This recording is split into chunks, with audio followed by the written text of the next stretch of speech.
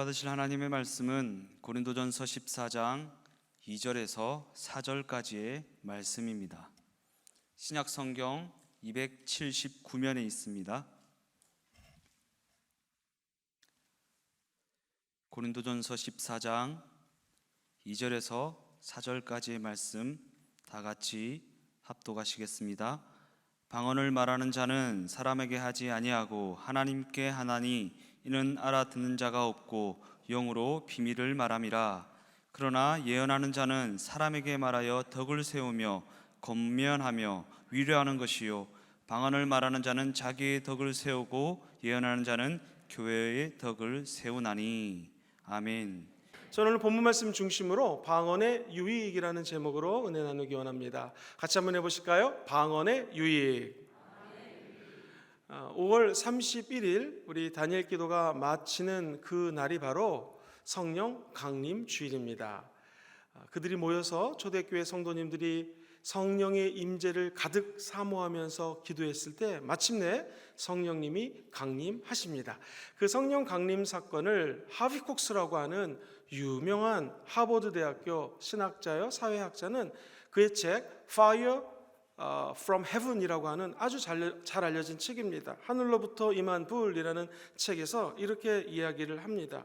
이 오순절주의자, 즉 우리 순복음 교회에서 전 세계적으로 부흥하고 있는 기독교의 모습을 소개하는 책인데요, 미래 기독교 운명은 방언, 성령의 은사, 능력을 의지하는 이 은사주의자, 즉 오순절주의자에 달려있다라고 아주 강력히 이야기를 합니다. 여기 계신 분들이 보통 분들이 아니라 여러분들이 조국 대한민국의 미래의 꿈이요 소망입니다. 나아가 전 세계에 이 성령 받은 사람들이 땅끝까지 증인되기 위한 하나님의 택한 백성이라는 것이죠. 우리 한국의 경우도 마찬가지지만 미국의 1975년부터 2015년까지 무려 40년 동안 교인의 변화 추이를 조사한 자료에 의하면요, 이 기존 메인라인 처치라고 부르는 기존 교단에 예를 들면 장로교의 경우 56%가 성도가 감소를 합니다. 감리교단은 29% 성도가 감소합니다. 그런데 우리 순복음과 은사주의자들은 어떨까요? 무려 158%나 성장을 합니다. 무엇을 의미합니까? 성령이 임하면 은혜가 임한다라는 것이, 성령이 임하면 하나님의 풍성한 은혜로 말미암아 부흥될 수밖에 없다라는 거예요. 영혼이 부흥되고 사람들이 몰려오는 은혜가 임하게 된다라는 것입니다. 특별히 사도행전 2장 1절 이하에 보면은 성령님이 강림할 때 방언을 이야기했다고 말합니다. 도대체 방언은 어떤 것일까요? 먼저 오늘 크게 두 가지를 나누는데, 첫 번째 방언의 의의에 대해서 말씀을 드리고자 합니다. 방언은 어떤 의미가 있을까요? 우리가 먼저 이 방언에 대해서 말씀드리기 전에 창세기부터 우리 신약 성경을 쭉 조망해 보면은 창세기 11장에 이런 사건이 있습니다. 인간이 교만해지기 시작합니다. 그래서 내가 하나님처럼 될 거야 라고 하나님과 대적하는 마음으로 탑을 높이 쌓아 올라갑니다. 자, 그 탑의 이름이 뭘까요? 1번 다보탑, 2번 바벨탑. 정답? 어쩜 이렇게 답을 잘하십니까? 바벨탑을 쭉 쌓아 올라가는데 인간의 교만함이 하나님과 맞닥뜨리려고 할 때 하나님은 기뻐하지 않았습니다. 이때 하나님이 이 땅에 내려오십니다. 이렇게 말씀하십니다. 자, 우리가 내려가서, 여기서도 하나님은 외로운 혼자 하나님이 아닙니다. 성부, 성자, 그리고 우리 성령 하나님, 삼위일체 하나님이 말씀하십니다. 자, 우리가 내려가서 저들의 언어를 혼잡하게 하여 그들이 서로 알아듣지 못하게 하자라고 말씀을 합니다. 언어를 혼잡하게 하자. 즉 그때는 언어가 하나였는데 인간의 교만함 때문에 언어가 흩어집니다. 자, 하나님이 강림하셔서 인간의 교만을 깨는 방법, 방언, 여러 가지 다른 언어들이 펼쳐지게 됩니다. 그 전까지는 자, 돌을 좀 던져, 이거 나무를 좀 받쳐 이러면서 탑을 쌓아 올라갈 수가 있었는데, 이제는 언어가 틀린 거예요. 와타시야 김상데스 이러고 중국말이 나오고 아이모 보이 이러니까 헷갈려가지고 공사를 할 수가 없는 것입니다. 그러면서 같은 말을 쓰는 사람들끼리 흩어지게 되었다라는 것이죠. 그런데 우리가 주목해야 될 것은 흩어졌던 언어가 다시 하나로 통일되는 사건이 있어요. 그것이 바로 이 오순절 성령 강림 사건입니다. 성령이 임하자 흩어졌던 언어가, 즉 갈라졌던 마음들이 하나 되는 방언의 역사가 나타난다는 것입니다. 오순절에도 주님께서 성령님으로 내려오셨습니다. 바벨탑 때도 내려오셨습니다. 차이점이 무엇입니까? 교만했을 때는 하나님이 언어를 흩었지만 그들이 겸손히 모여서 우리 성도님처럼 기도하고자 할 때 성령님이 강림한다는 것입니다. 그 차이에 뭐가 있습니까? 우리 마음의 자세예요. 교만해지느냐 겸손해지느냐, 여기에 따라서 하나님이 임재하느냐 그렇지 못하느냐가 좌지우지 된다는 것입니다. 오늘 기도할 때 하나님 앞에 납작 엎드려 겸손한 마음으로 기도하실 때 성령님이 강림하는 축복이 임하게 되기를 주의 이름으로 축복합니다. 오순절 방언이라고 하는 은사는 축복으로 하나 되게 하신 사건이라는 것입니다. 자, 그렇다면 이 오순절 언어가 통합되었다, 단순히 오순절의 방언 사건이 이걸로 끝날까요? 그렇지 않습니다. 조금 더 깊이 들어가면 심오한 의미가 담겨져 있습니다. 오순절 성령 강림 사건은 창조의 회복이라는 관점에서 볼 수 있어요. 쉽게 얘기하면 내 생명력이 회복됐다라는 거예요. 아담을 흙으로 만드시고 후 하고 생기를 불어넣자 갑자기 그 아담이 분명히 흙으로 만들어지는데 생명이 됩니다. 마찬가지로 죄덩어리 부족한 저와 여러분들에게 오늘 이 밤에 성령의 불같은 바람이 임하게 되기를 주의 이름으로 축원합니다. 그럼 내 안에서 생명력이 공급되는 거예요. 오순절 성령님의 강림 사건은 바벨탑의 혼란함, 혼잡함, 그 서로 이야기가 안 되는 이 난잡함이 하나로 통일되는, 즉 다시 창조의 은혜로 돌아가는 사건이 바로 이 오순절 강림, 성령의 강림 사건이라는 것입니다. 쉽게 얘기하면 우리 안에 있던 창조 질서가 회복이 되는 거예요. 그리고 더 중요한 것은 복음의 은혜로 내 삶이 변화되는 것입니다. 아담과 하와를 만들었을 때에 에덴 동산의 생명력이 성령이 임하면 다시 그 생명의 은혜의 세계로 돌아갈 수 있다는 거예요. 회복될 수 있다는 거예요. 회개할 수 있다는 거예요. 오늘 이 밤이 그런 밤 되기를 주의 이름으로 축원합니다. 그래서 다시 연합할 수 있는데요, 첫째는 제가 여러분들이 하나님과 하나 될 수가 있어요. 오순절 성령이 임하셔서 방언이 말해졌다, 이 말은 방언을 통하여 하나님과 제가 다시 하나가 되는 거예요. 아담과 하와는 죄 때문에 하나님과 떨어졌습니다.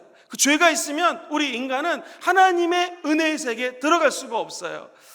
제가 이렇게 가만히 한 그릇이라고 생각해 보십시오. 이 그릇이 뚜껑이 닫혀져 있으면 하나님이 주시는 축복을 받을 수가 없습니다. 이 뚜껑이 무엇인가? 바로 죄예요. 이 뚜껑이 무엇인가? 우리의 교만합니다. 오늘 이 밤에 그 죄가 멀어지게 되기를 주의 이름으로 축원하고요, 우리 안에 있는 교만함이 다 무너지게 되기를 예수님 이름으로 기도합니다. 그러면 다시 하나님과 가까워질 수 있다는 것이죠. 이게 오순절 성령 임재 사건의 가장 핵심입니다. 성령 임하면 다시 하나님과 하나 될 수 있어요. 생명에서 떠났던 우리가 다시 생명력과 만날 수 있다는 거예요. 그것을 에베소서에 사도 바울이 편지를 보내면서 4장 18절에 이렇게 말씀을 합니다. 같이 읽어보겠습니다. 시작. 그들의 총명이 어두워지고 그들 가운데 있는 무지함과 그들의 마음이 굳어짐으로 말미암아 하나님의 어디에서 떠나요? 생명에서 떠나 있었다는 거예요. 그런데 이 생명에서 떠난 우리를 오순절 성령님이 임하사 다시 하나님과 하나 되게 하셨다는 거예요. 연합되게 했다는 것입니다. 오늘 성령님이 임하게 될 줄 믿습니다. 자, 그렇다면 120명의 사도들이 한 곳에서 기도할 때 하나님과 연합이 됐습니다. 이것으로 끝날까요? 창세기로 샥 돌아갔다고 끝날까요? 그렇지 않습니다. 이제 사람이 타락해서 영적으로 아무것도 할 수 없는 무지의 상태, 타락된 상태에서 성령이 임하자 하나님과 교통하기 시작합니다. 하나님과 소통하기 시작합니다. 그러자 이제 사람들과 소통하는 은혜가 임하게 된다는 것입니다. 이 사람끼리의 다시 연합을 저는 이렇게 표현하고 싶습니다. 한번 따라해 보실까요? 수평연합. 옆에 있는 사람들과 하나가 되는 거예요. 아까가 수직적인 연합이라면 이제 이 옆에 있는 분들과 하나 될 수 있는 수평연합이 이루어진다는 거예요. 그래서 여기는 또 우리는 위대한 십자가를 만납니다. 성령님의 강림 사건은 하나님과 하나됨이요, 나아가 옆에 있는 사람들과 하나 되는 은혜가 있다는 것이에요. 그럼 우리는 또 십자가를 만나게 됩니다. 수직과 수평, 이것이 만나는 것이 십자가라는 것이죠. 항상 십자가는 저 앞을 보시면 수직이 깁니다. 무엇을 의미합니까? 먼저 하나님과의 올바른 관계가 오늘 이 밤에 세워지게 되기를 주의 이름으로 축원합니다. 그러면 자동적으로 옆에 있는 사람과의 관계가 회복이 되는 거예요. 한번 이런 간증 들은 적이 있습니다. 한 여자 우리 집사님께서 예배에 오셨다가 철회 예배 때 방언을 받은 거예요. 방언을 받고 집에 들어갔더니 술을 먹고 남편이 들어와서 자고 있는데 그 전까지만 보면 너무 남편이 짜증스러웠는데 방언을 받고 보니 불쌍해 보이더래요. 그래서 양말을 벗겨주고 수건을 이렇게 뜨뜻한 물에 적셔다가 발을 닦아주고 손을 닦아줬대요. 근데 남편이 술김에 그거를 보고는 아니 이거 웬일인가 눈을 뜰 수가 없는 거예요. 술김에 미안하기도 하고 우리 아내가 변했네, 왜 이런 일이 변할까. 근데 옆에서 이상한 소리로 랄랄랄랄라 이러더라는 겁니다. 드디어 아내가 미쳤구나 이런 생각을 했는데 나중에 알고 보니 이게 방언이라는 얘기를 듣고 그 남편이 다시 교회에 와서 은혜 받고 방언을 받은 그런 간증을 들은 적이 있습니다. 어떻게 남편과 연합이 될 수 있겠습니까? 그것은 성령이 임하면 가능하다라는 것이죠. 그러므로 우리가 간구해야 될 것, 오늘 이 밤에 성령님과 하나 되는 은혜, 오순절 성령 강림 사건, 그 은혜로 말미암아 임하게 될 줄 믿습니다. 항상 어린아이가 저렇게 울면 좋은 일이 일어나는 것입니다. 성령의 은혜가 임할지어다. 사랑하는 성도님들, 사람끼리 연합됐다, 그것을 고린도전서 12장 13절 이렇게 말씀을 합니다. 같이 한번 읽어보겠습니다. 시작. 우리가 유대인이나 헬라인이나 종이나 자유인이나 다 한 성령으로 침례를 받아 한 몸이 되었고 또 다 한 성령을 마시게 되었다. 한 성령으로 한 침례를 받아 하나가 되었고 다 성령의 강수를 마실 수 있게 되었다라는 것입니다. 이것이 오순절 성령이 임할 때 나타나는 하나님의 증거입니다. 어떻게 우리가 이 방언을 다시 한번 삶에 적용할 수 있을까요? 성령이 임한다, 방언이 임한다, 이 말은 성령님은 연합하게 하는 힘이 있다라는 거예요. 그런데 내가 만약 방언을 받았어요, 성령을 받았어요, 그런데 연합되지 못하고 오히려 갈라지게 한다, 이건 성령의 역사가 아니라는 것이죠.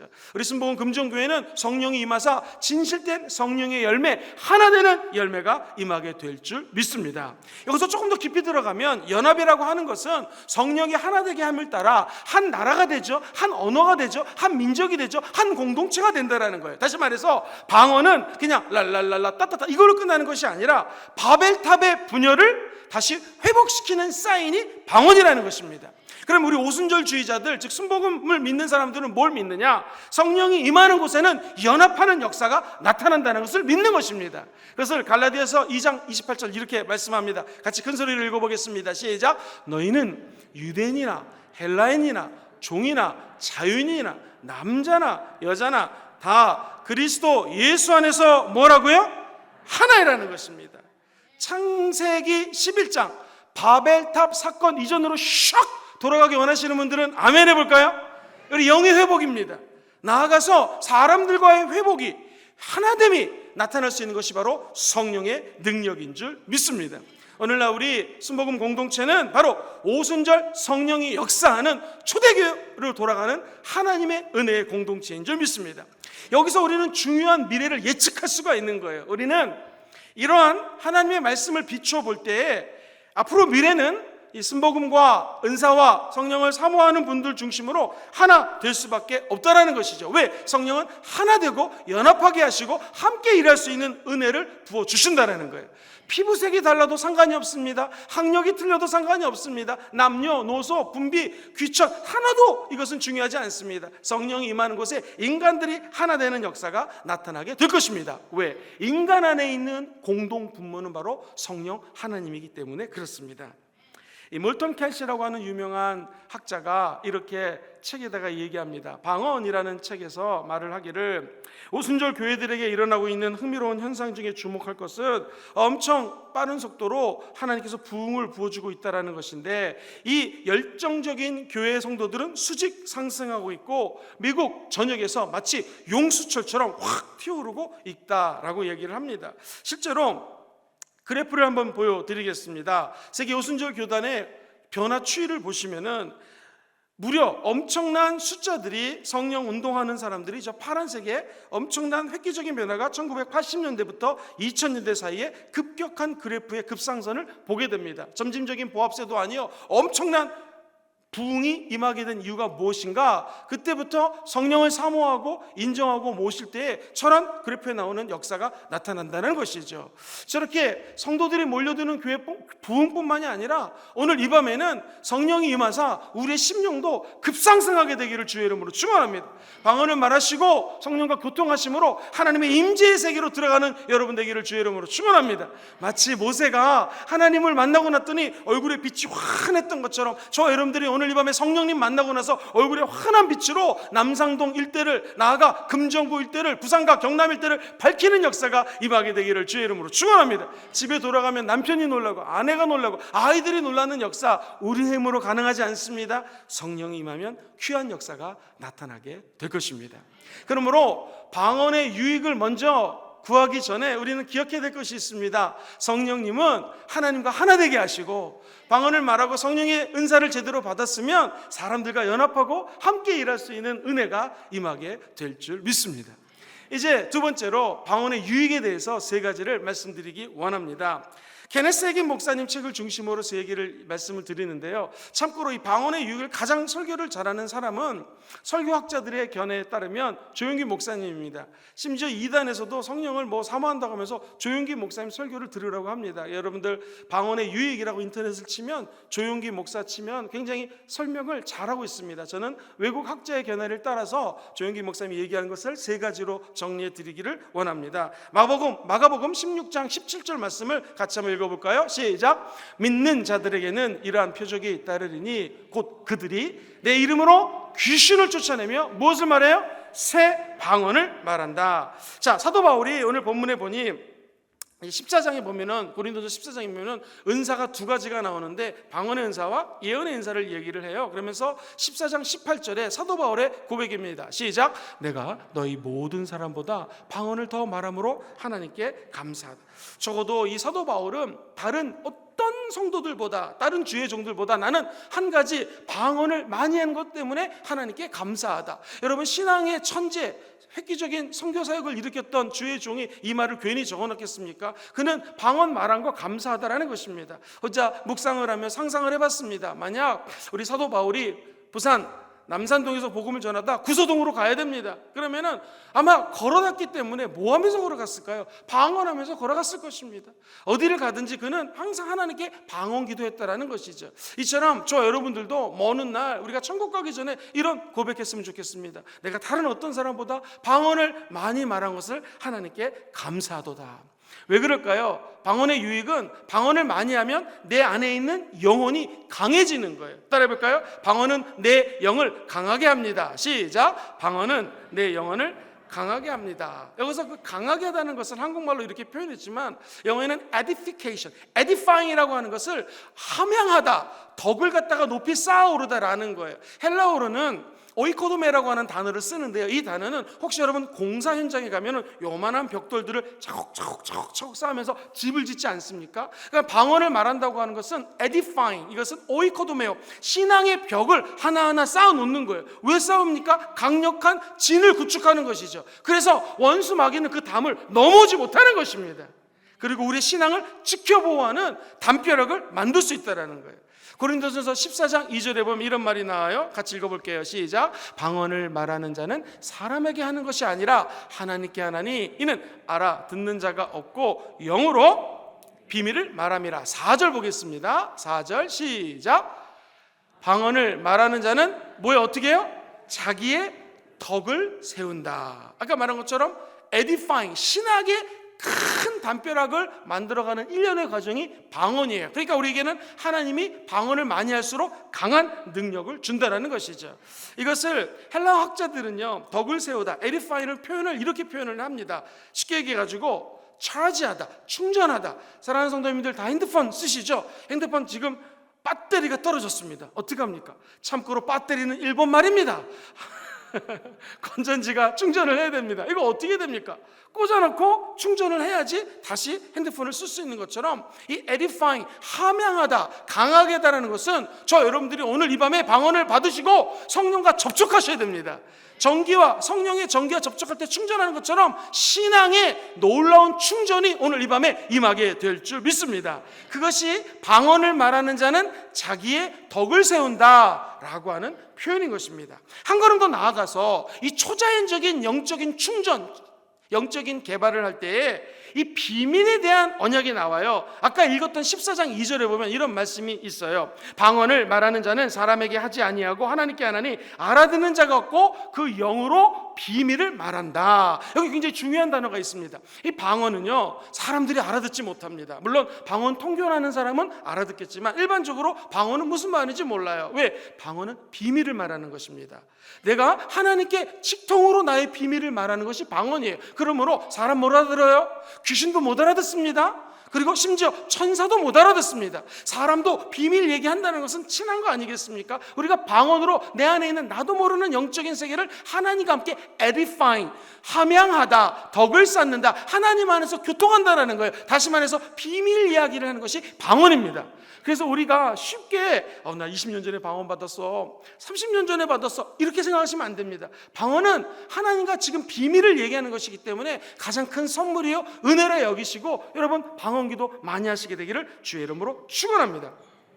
특별히 한 걸음 더 나아가서 사도 바울은 고린도전서 14장 14절에 이렇게 얘기를 합니다. 같이 읽어볼게요. 시작. 내가 만일 방언으로 기도하면 나의 영이 기도하거니와. 방언 기도는 지금 무슨 기도예요? 영으로 기도한다라는 거예요.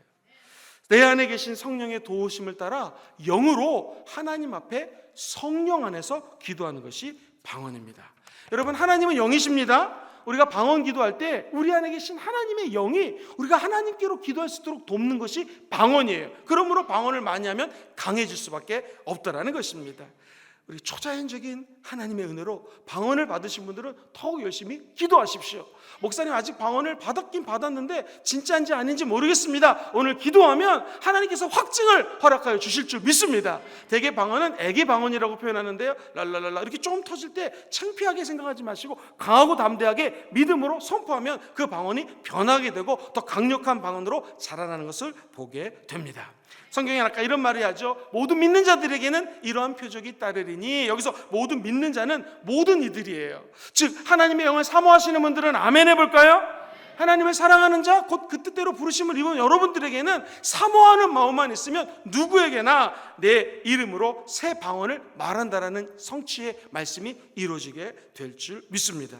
목사님, 그럼 어떻게 성령을 받을까요? 간단합니다. 성령은 거룩한 영이기 때문에 우리가 죄가 있고 더러우면 임할 수가 없어요. 그래서 성령을 사모하고 인정하는 자들은 먼저 회개 기도해야 됩니다. 주님, 내 안에 채우소서, 나를 깨끗게 하소서. 이렇게 기도하면 성령이 우리 가운데 임재하는데 너무나 편하다는 것이죠. 그리고 마음의 문을 열어야 됩니다. 왜? 성령은 제가 2주 전에 설교한 것처럼 인격적인 분이세요. 인격적인 성령을 모시기를 원하시는 분들은 아멘 해볼까요? 그분을 환영하고 인정하고 모셔드리고 내 마음을 열 때 그 마음속에 임하게 된다는 것이죠. 심지어 부자 간의 관계에도 아들아 내가 너랑 얘기하고 싶어, 딸아 너랑 얘기하고 싶어, 근데 마음을 닫아버리면 커뮤니케이션 할 수 없습니다. 성령도 마찬가지입니다. 성령님, 목사님이 저렇게 방언 얘기하는데 나도 한번 체험하고 싶습니다. 마음문을 엽니다. 그리고 방언은 이 speaking tongue, 영어로는 혓바닥과 연관이 되어 있어요. 세치혀가 삶과 죽음을 좌지우지한다는 말씀처럼 입을 열어 기도할 때 방언이 임하게 되어 있습니다. 그러므로 소극적으로 그냥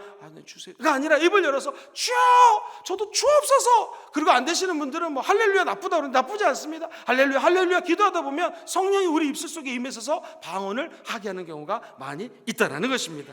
여러분, 방언은 결코 마르지 않습니다. 하면 할수록 풍성한 은혜가 우리 삶 가운데 임하신 방언의 은사입니다.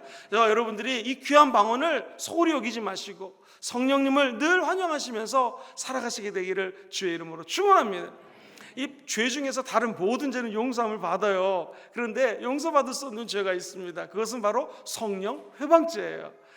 조영기 목사님께서 부산에 한번 오셨는데 나를 맨날 다른 교단에서 이단 막 시비하더니 저분들이 날 불러서 말씀을 전하게 한다 하시면서 부산에서 집회를 하시는데, 그날 부산의 교계 리더분이 마이크를 잡고 그동안 우리가 조영기 목사님을, 이분이 이제 예전에 성령 운동을 모르다가 나중에 성령 받고 보니 그 2단 3단 정죄했던 것을 회개합니다. 무릎 꿇고 그 어르신이 용서해달라고 안수기도를 요청하니까 구름대처럼 부산 지역에 있는 목사님들이 무릎을 꿇고 회개를 했어요. 저는 그때 무엇을 느꼈냐면 성령이 임하면 하나 되게 하는 거예요. 성령이 임하면 화목하게 하는 거예요. 다들 눈물을 흘리면서 회개했다라는 거예요. 왜, 목사님들이 왜 그렇게 조용히 목사 앞에서 무릎 꿇고 회개했을까요? 그건 뭐예요? 성령을 회방했다라는 것입니다. 성령이 임하면 방언이 임합니다. 성령이 너희 임하시면 너희가 권능을 받습니다. 그 목적이 무엇인가? 증인되기 위함이에요. 오늘 이 밤에 다 방언받고 성령 충만함 받아 증인되시기를 주의 이름으로 축원합니다. 솔직히 우리가 실패의식을 안고 살아가다 보면 짜증도 나고 화도 납니다. 그때 어떻게 하면 좋습니까? 그때 성령께 기도하면 됩니다. 방언으로. 부부싸움 하시기 전에 여보 잠깐만, 그리고 화장실에 들어가세요. 문을 잠고 랄랄랄랄랄 한번 5분만 기도해보고 나오세요. 싸움할 마음이 사라집니다. 화가 나다가도 운전하실 때, 제가 부산에 오니까 운전을 너무나 험난하게 하시는 분들이 많더라고요. 깜빡이를 안 끼고 들어오는 거예요. 얼마나 놀라운지. 그러면은 제 안에 있는 나약한 죄성이 으악 하고 올라옵니다. 그때마다 랄랄랄랄 주여 저 인간 축복받게 하소서 아멘. 그러고 가면은 화가 안 나게 되는 것이죠. 인간이 어찌 인간의 마음을 컨트롤할 수 있겠습니까? 성령이 임하면 우리 안에 평강도 주시고 기쁨도 주시고 은혜를 허락하여 주실 줄 믿습니다. 이처럼 방언을 하면 영적으로 강해집니다. 두 번째, 방언으로 기도하면 하나님의 뜻을 따라 기도할 수가 있어요. 이게 정말 너무나 영적으로 매력적입니다. 우리가 잘 아는 로마서 8장 26절 이하에 이런 말씀이 있어요. 같이 읽어볼게요. 시작. 이와 같이 성령도 우리의 연약함을 도우시나니 우리는 오직 성령이 친히 간구하시느니라. 마음을 살피시는 이가 성령의 생각을 아시나니. 자, 그 다음이 중요해요. 성령이 하나님의 뜻대로 성도를 위하여 간구하신다. 여기 보시면 사람이 마땅히 기도할 바를 알지 못해요. 예전 성경에는 마땅히 빌 바를 알지 못한다고 적혀져 있어요. 그런데 넬슨이라고 하는 신학자는 이 성령이 우리 안에서 말할 수 없는 탄식으로 기도한다라는 것을 성령이 우리 안에서 방언 기도를 시킨다라는 거예요. 그러면 이 방언 기도의 유혹이 무엇인가? 마음을 살피시는 이가 성령의 생각을 아시나니, 성령은 하나님과 교통하시는 하나님이시기 때문에 우리의 마음에 깊은 것도 다 통촉을 하십니다. 다 알고 계세요. 심지어 머리카락까지 세고 계세요. 그리고 우리가 무슨 생각하고 있고 오늘 어떤 죄를 짓는지를 다 아시는 우리 하나님이십니다. 그분이 말할 수 없는 탄식으로 기도하며 하나님의 뜻대로 간구해 주십니다. 시작. 하나님의 뜻대로 간구해 주십니다. 이 얼마나 놀라운 일입니까? 우리는 하나님 뜻을 모르는데 하나님이 이 미스테리한 일들을 우리 안에 방언을 보여주사 하나님의 뜻대로 보호해 주시고 인도해 주시고 다스려 주시고 알려주시는 은혜, 그것이 바로 방언의 은혜 가운데 있다라는 것입니다. 오래전에 들었던 예화인데, 종로 3가에 허리우드 극장이라고 있었어요. 그 앞에 예전에 햄버거집이 사거리에 큰 햄버거집 있었는데, 우리 순복음교회 지역장님 중에 한 분이 그 지나가다가 여자 성도님이신데 갑자기 방언이 하고 싶어가지고요, 길 한복판에서, 순복음은 구역장님 지역장님들에게 빨간 가방을 주지 않습니까? 그냥 빨간 가방을 내려놓고 방언을 한 거예요. 랄랄랄라. 그랬더니 교통경찰이 와갖고 하는 말이, 아줌마 저도 교회 다니는데 여기서 방언하지 마세요 그러더랍니다. 그래도 너무 방언을 하고 싶으니까 그냥 막 불러 방언을 하는데 마음에 평안이 임하더래. 한번 따라해볼까요? 평안. 이 평안이 주시는 그 응답입니다. 그래가지고 구역 예배를 마치고 집에 갔습니다. 집에 갔더니 이게 웬일입니까? 이 구역장님이, 지역장님의 남편은 경찰이에요. 경찰도 꽤 높은 경찰인데 신발이 어질러 있고 이 도둑이 들어오는 거예요. 직감한 거예요. 야, 도둑이 들어왔구나 해서 방으로 뛰어들어갑니다. 왜냐하면 거기 폐물 같은 거를 모아놓은 제일 중요한 데가 있거든요. 그 서랍을 열었는데 세상에 이게 왜 은혜입니까? 제일 비싼 반지라든가 이거를 안 훔쳐간 거예요. 이거 경찰이니까 남편이 와가지고 그렇게 예수 믿는 걸 핍박했습니다. 예수 못 믿게 하고 막 핍박하던 그 경찰 남편이 나중에 범인을 잡아서 조사를 해봤더니 이거 왜 안 가져갔냐고 했더니 아니라고, 아무것도 없었다고. 시간을 맞춰보니 도둑이 들어와서 이 물건을 훔쳐가려고 했던 그 시간이 바로 방언 기도했던 시간이랑 딱 맞아 떨어지는 거예요. 성령이 도둑의 눈을 가려가지고 그걸 못 가져가게 한 거예요. 이게 조사하면 나오지 않습니까? 경찰이 조사해서 나오니 야, 이게 하나님이 살아있구나 해서 그분이 예수를 믿었어요. 그리고 경찰관이 은혜 받고 신앙이 깊어져서 지금은 목사님이 되었습니다. 할렐루야. 여의도 순복음교회 조용기 목사님이 방언에 관한 얘기하시면서 자주 하셨던 간증입니다. 사랑하는 성도님들 기억하십시오. 우리는 하나님의 뜻을 몰라요. 그러나 기도하면 성령이 하나님의 뜻대로 저와 여러분들 위해서 기도해 주게 될 줄 믿습니다. 목회를 하다 보면 그런 거 많이 체험합니다. 한국에서 엄마가 저기 호주로 유학 보내는 아들을 위해서, 딸을 위해서 여기서 방언 기도를 했는데, 한국에서 기도했는데 그 응답을 호주에서 자녀가 받는 경우 너무나 많이 봅니다. 호주에 온 유학생이 엄마 아빠가 생각나서 교회 와가지고 철화하면서 엄마 아빠를 놓고 기도했는데, 엄마 아빠 힘들었을 때 성령이 하나님의 뜻대로 엄마 아빠에게 응답하는 것을 저는 많이 지켜봤습니다. 오늘 밤새도록 얘기해도 모자랄 것입니다. 사랑하는 성도님들, 방언 기도를 많이 함으로 말미암아 이런 하나님의 은혜, 하나님 뜻을 따라 역사하시는 성령의 은총을 체험하시게 되기를 주의 이름으로 축원합니다. 방언은 우리가 이기적으로 기도하는 것을 막아줍니다. 내 자녀 잘되게 도와주세요, 우리 남편, 이런 기도를 벗어나서 방언 기도하면 하나님의 뜻대로 저와 여러분들을 기도의 통로로 사용하여 주신다는 것입니다. 우리 안에 계신 성령님 얼마나 멋있습니까? 우리 같은 죄인에게 회개하면 방언 주시고 이런 은총으로 기도에 동참케 하십니다. 성령님은 보혜사, 돕는 자로 임하셨습니다. 그리고 우리에게 중보자, 저와 여러분들을 위해서 기도해 주시는 중보하시는 분이 성령 하나님인 줄 믿습니다. 세 번째로, 방언으로 기도하면 우리의 믿음이 강해질 수밖에 없습니다. 유다서 20절에 보면 이런 말씀이 있어요. 같이 읽어봅니다. 시작. 사랑하는 자들아, 너희는 너희의 지극한 거룩한 믿음 위에 자신을 세우며 무엇으로 기도해요? 성령으로 기도하라는 거예요. 이 사람도 친해지려면 오랫동안 대화하면 친해지지 않습니까? 그것처럼 하나님과 오랫동안 기도하면 친해지고, 당연히 하나님과 친해지니 믿음이 강해질 수밖에 없다라는 것입니다. 사도 바울이 고린도전서 14장 15절에 이렇게 얘기를 해요. 자기가 기도하다가 기도하는 방법, 비밀을 하나 깨달았다라는 거예요. 그럼 내가 도대체 어떻게 기도할까? 아하, 방법을 알았는데 내가 영으로 기도하고, 제가 아까 영으로 기도하는 게 뭐라고 그랬죠? 방언 기도라고 그랬죠. 또 마음으로 기도하고, 이 마음 기도는 한국말로 기도하는 것입니다. 또 영으로 찬송하고, 방언으로 찬송하는 거 들어보셨습니까? 방언으로 찬양할 수 있다는 거죠. 또 마음으로, 한국말로 찬양한다는 것입니다. 자, 사도 바울의 기도 비결, 그럼 내가 어떻게 기도할까? 나는 방언으로 기도하고, 그리고 편한 한국 사람은 한국말, 영어 하는 사람들은 영어로 기도한다는 거예요. 이걸 뭘 의미하는가?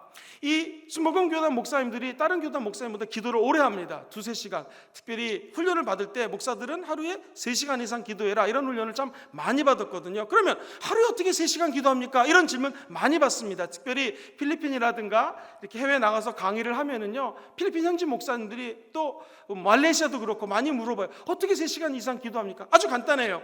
어떻게 기도할까요? 한국말로 기도합니다.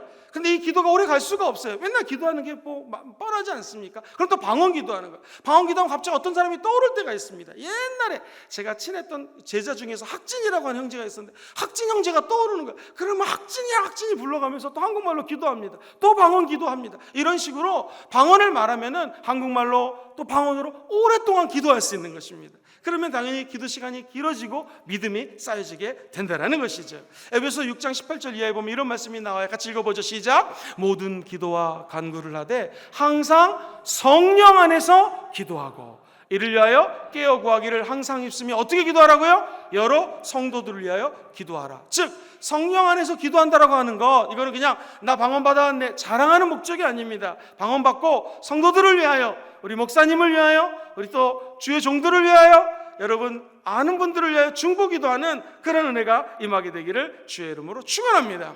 아는 목사님, 목사지만 가끔 이발소 간다거나 이렇게 되면 사람들이 음란한 얘기할 때 많다라는 거예요. 우리가 어떻게 이 음란한 시대에 우리를 지킬 수 있겠습니까? 방언입니다. 그런 얘기 들을 때마다 속으로 랄랄랄 이렇게 할 필요 없습니다. 그냥 입술로, 방언이 텅이거든요. 혀라는 뜻이에요. 랄랄랄라, 속으로 기도할 수 있습니다. 그리고 세상에 나쁜 소식 들었을 때 속으로 언제든지 방언 기도할 수 있는 것입니다. 그 은혜가 여러분 삶에 임하게 되기를 다시 한번 주의 이름으로 축원합니다. 성령님은 언제 임할까요? 우리가 회개할 때 임합니다. 어떻게 임할까요? 불의 같이 갈라지는 것처럼 임합니다. 여기 계신 모든 분들이 성령의 불을 받게 되기를 주의 이름으로 축원합니다. 한번 따라해볼까요? 성령님 환영합니다. 인정합니다. 모셔드립니다. 방언 받은 분들은 오늘 이 밤에 기도할 때 새 방언 받게 되기를 주의 이름으로 축원합니다. 방언 같지 않은 분들은 나도 한번 그 방언이라는 거 체험하기 원합니다 라는 마음으로 기도하실 때 성령이 임할지어다.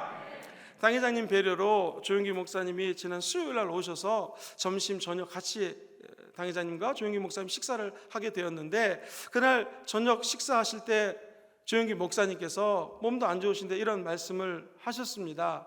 여러분들이 도움이 될까 말씀을 드리는데, 내가 기도를 해보니 평생 기도는 여러 가지 미사오구를 써서 기도하는 것이 진짜 기도가 아니더라. 예를 들면 한 가지만 붙잡고 기도하는 거라는 거죠. 우리 아들이 예수 안 믿으면 우리 아들 구원받게 해주세요, 우리 아들 예수님 믿게 해주세요 라고 집중적으로 기도하는 게 기도다. 평생 기도로 세계 최대의 교회를 일궜던 목사님의 간증입니다. 오늘 이 밤은 저와 여러분들이 오직 한 가지, 주여 성령 충만 주시옵소서. 우리가 방언 받으신 분 있다면 다시 한번 새 방언 주시옵소서. 안 받으신 분 있다면 나도 한번 방언 바라게 도와주시옵소서. 이것은 우리 순복음 금정교회는 그냥 보통 교회가 아닙니다. 이 교회에 철야 예배 왔다가 방언 받아가는 경우 많이 봤습니다. 제가 우리 교회 온 지 7, 8개월밖에 안 됐지만 우리 교회에요 새벽 예배에 왔다가 여자 성도님들 방언 받아가는 여자 성도님들 봤습니다. 남자 성도님들 그냥 우리 교회 6층에 기도를 왔다가 방언 받아가는 분도 봤습니다. 그 기적이 이 오순절 성령동화는 순복음 금정교회에서 함께하고 있습니다. 우리가 해야 될 것은 한 가지입니다. 죄를 회개하고 성령님을 모셔드려야 됩니다. 살아계신 성령님, 나를 붙드소서, 나를 좀 채워주시옵소서. 그 기적이 여러분과 오늘 밤에 함께하게 될 줄 믿습니다. 말씀을 정리합니다. 방언의 의, 뜻은 무엇입니까? 바벨탑 사건을 통하여 우리 인간이 타락을 했는데 언어의 통합 기능을 갖고 온 것이 이 방언 사건입니다. 즉 축복이 우리 입안에 담겨져 있습니다. 오순절 성령 강림 사건은 무엇을 상징하는가? 따라해볼까요? 생명의 회복. 에덴 동산의 생명과 창조의 능력이 회복되는 것이 바로 오순절 성령 강림 사건입니다. 자, 두 번째, 그렇다면 목사님 방언의 유익은 무엇입니까? 세 가지로. 첫 번째, 우리의 영을 강하게 합니다. 할렐루야. 큰 성벽을 쌓게 하고요, 차지한다고 그랬죠. 그 닳았던 배터리를 다시 한번 충전하는 역사가 나타난다는 것입니다. 그리고 하나님의 완전한 뜻이 있어요. 그 뜻에 따라 기도하는 것이 방언의 은혜입니다. 마지막으로 연약한 우리들, 늘 실수하는 우리들, 주께서 믿음을 더해주시는 은혜가 오늘 이 밤에 나타나게 될 것입니다.